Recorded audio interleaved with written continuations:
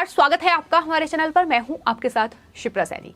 NCB zonal director Sameer Wankhede को धमकी देने के बाद अब नवाब मलिक ने समीर वानखेड़े को फंसाने के लिए एक नई साजिश रची है। उन पर वसूली का आरोप लगाया है। तो उद्धव ठाकरे सरकार जो खुद वसूली की किंग है, वो दरअसल अब समीर वानखेड़े जैसे काबिल ऑफिसर पर वसूली का आरोप लगा रही है।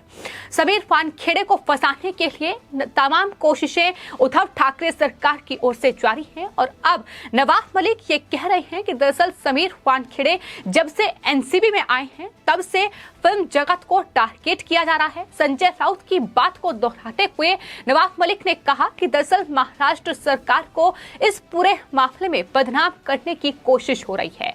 लेकिन नवाब मलिक के इन तमाम आरोपों पर अब केंद्रीय मंत्री रामदास अठावले ने नवाब मलिक को जवाब देते हुए समीर वानखेड़े का समर्थन किया है। उन्होंने कहा है कि नवाब मलिक बार बार समीर वानखेड़े का चरित्र हनन करने की कोशिश कर रहे हैं।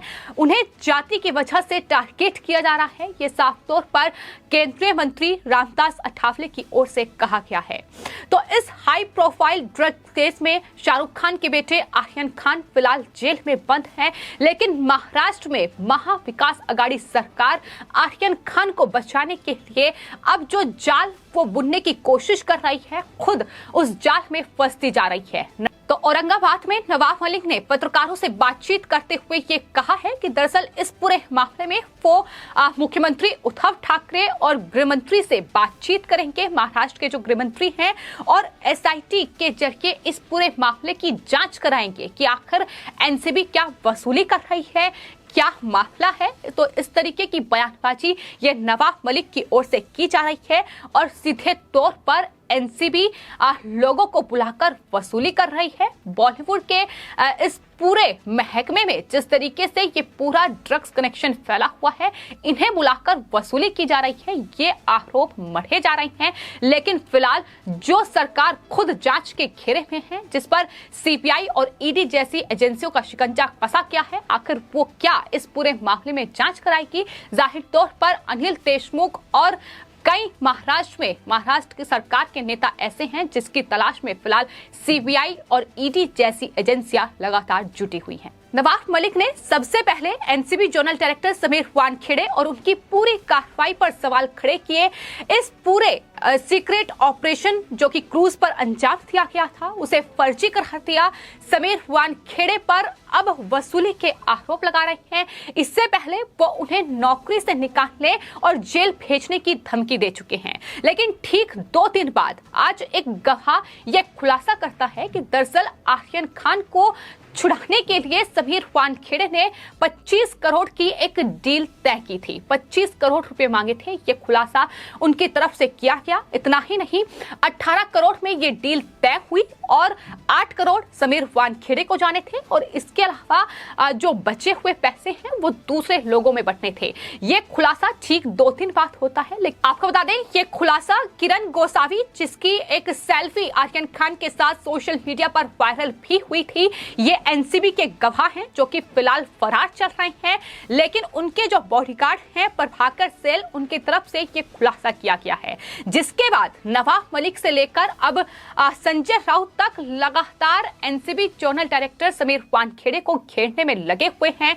उन पर एक बार फिर से आरोपों की बौछार हो चुकी है। लेकिन अब इसका जवाब रिपब्लिकन पार्टी ऑफ इंडिया के प्रमुख और केंद्रीय मंत्री रामदास अठावले की ओर से दिया गया है। उन्होंने साफ तौर पर यह कहा है कि वो NCB zonal director Sameer Wankhede के साथ हैं। वो एक बेहतर अधिकारी हैं। एनसीबी अच्छा काम कर रही है और समीर वानखेड़े को सिर्फ और सिर्फ उनकी पिछड़ी जाति की वजह से परेशान किया जा रहा है। जानबूझकर उन्हें नवाब मलिक और उद्धव ठाकरे सरकार बदनाम कर रही है। उन्होंने साफ तौर पर यह कहा कि नवाब मलिक तमाम झूठे आरोप समीर वानखेड़े पर मढ़ रहे हैं, चूंकि वो अपने दामाद को बचाना चाहते हैं। समीर खान जो कि नवाब मलिक के दामाद हैं, इस पूरे ड्रग्स केस में एनसीबी के शिकंजे में है और फिलहाल जमानत पर बाहर हैं।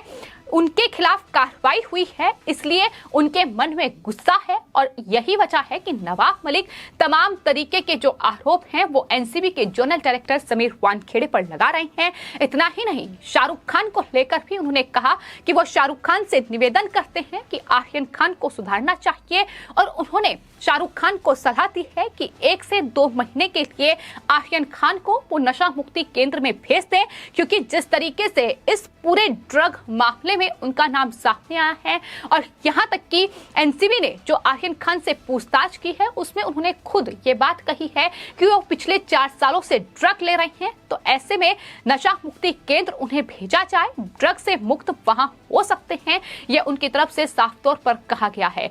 तो फिलहाल आर्यन खान ड्रग्स केस पे जिस तरीके से एनसीबी कार्रवाई कर रही है, समीर वानखेड़े लगातार इस पूरे नेक्सस को ध्वस्त करने का काम कर रहे हैं, लेकिन उद्धव ठाकरे सरकार एक के बाद एक एनसीबी के खिलाफ साजिशें रच रही है। समीर वानखेड़े पर तमाम झूठे आरोप लगाए जा रहे हैं और अब इस तरीके से वसूली जो खुद सरकार करती है, जिनके खुद के नेता वसूली में लिप्त हैं, किस तरीके से महाराष्ट्र में एंटीलिया विस्फोटक केस जो अंबानी के घर के बाहर अंजाम दिया गया, वो सिर्फ और सिर्फ वसूली के लिए 100 करोड़ की वसूली का टारगेट महाराष्ट्र के ही पूर्व गृह मंत्री और एनसीपी के नेता अनिल देशमुख, जो कि खुद मुंबई पुलिस के आला अधिकारियों को देते हैं। ये बड़ा खुलासा महाराष्ट्र में हुआ।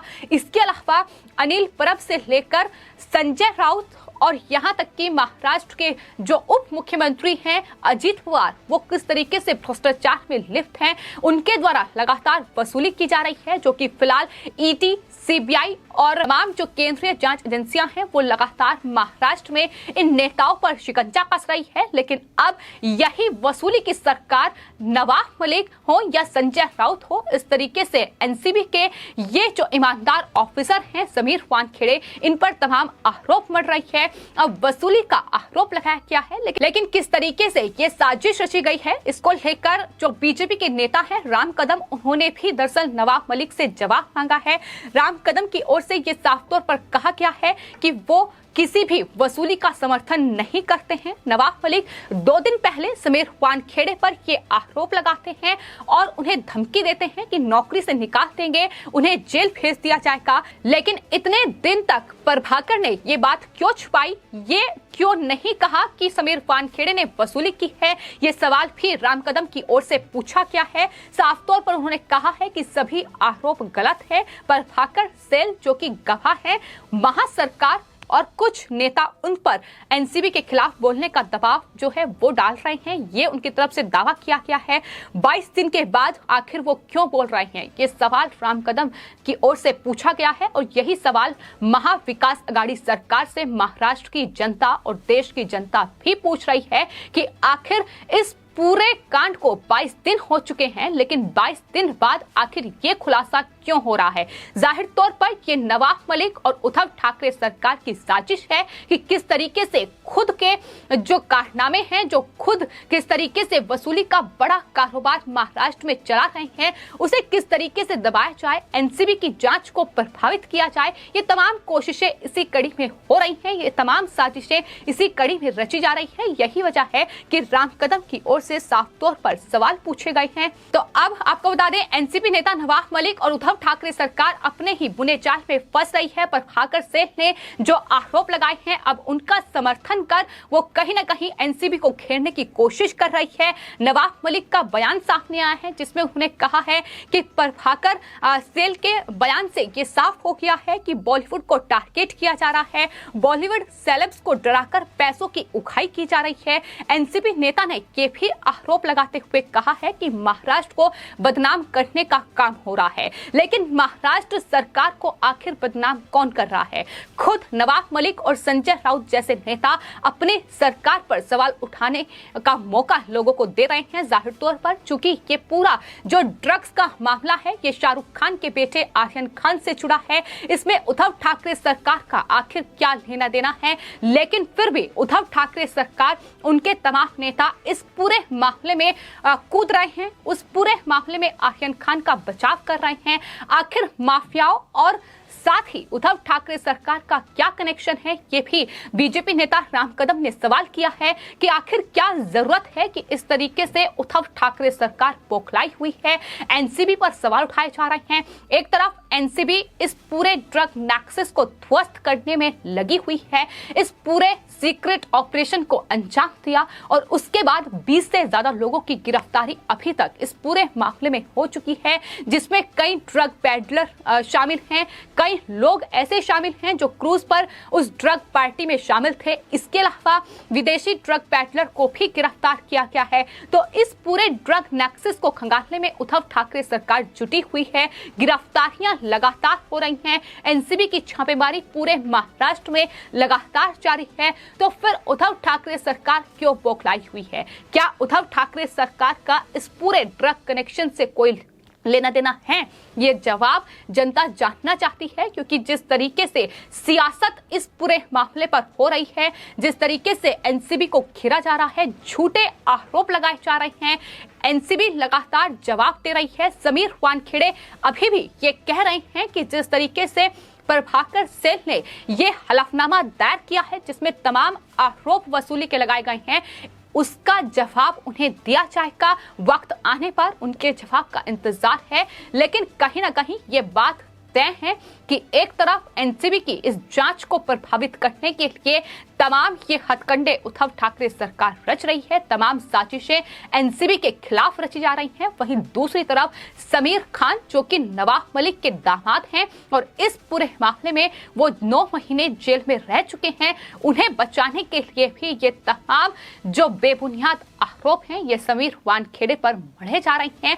लेकिन एनसीबी के जोनल डायरेक्टर समीर वानखेड़े का ये साफ तौर पर कहना है कि वो अपनी कार्रवाई बॉलीवुड में इस पूरे नशे के कारोबार को ध्वस्त करने के लिए जारी रखेंगे, क्योंकि बॉलीवुड को इस नशे का अड्डा नहीं बनने देंगे। फिलहाल आपकी इस पूरे मामले पर क्या राय है, हमें कमेंट बॉक्स में जरूर लिखें और चैनल को सब्सक्राइब करें। धन्यवाद।